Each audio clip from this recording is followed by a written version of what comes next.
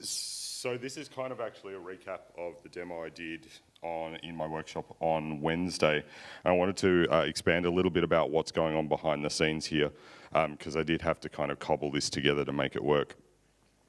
So a couple of things that are going on behind the scenes. We've got SOCAT, which is actually sending the data streams in and out of the container. And we've got Xquartz because we need to be able to have an X11 window manager to bind to. So I'll pull this up, and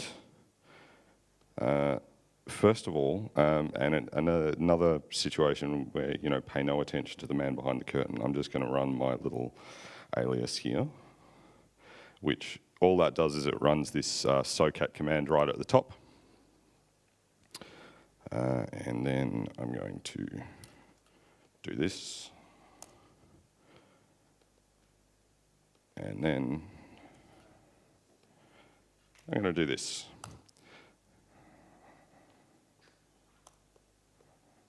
All right. So now we've got some googly eyes rolling around the screen on a Mac.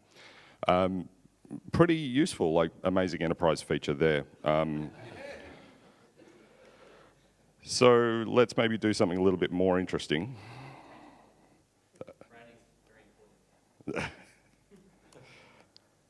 And let's run up this. This isn't going to work because I've still got that open.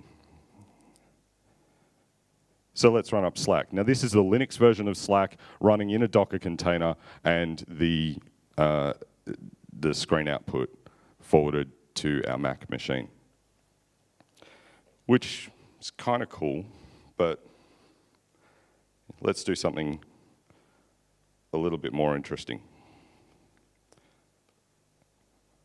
So I'm going to grab this. Now, this command's a lot bigger because we're running up Chrome, and we all know that as soon as you open more than one tab, Chrome likes to eat RAM. So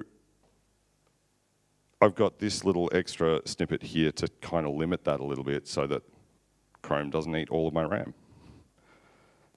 We take a little bit of a look further along in the command. I've also got an environment variable defined so that we can just get the Wi-Fi IP without having to fart around with ifconfig to grab that. We've got bind mounts so that we can have our downloads folder mounted, and another bind mount so that we've got our Google Chrome data. So we've actually got persistent state across different launches of this.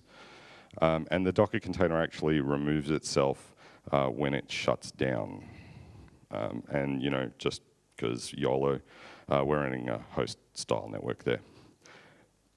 Now the caveat with this, of course, is it's not going to win any awards for performance.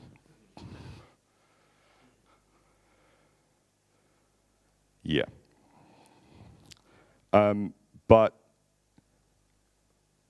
what we've found, so we use something very, very analogous to this in production at work, for the simple fact that we have, as a film studio, we have certain security requirements imposed on us, not only by our clients, but also by the film associations, etc.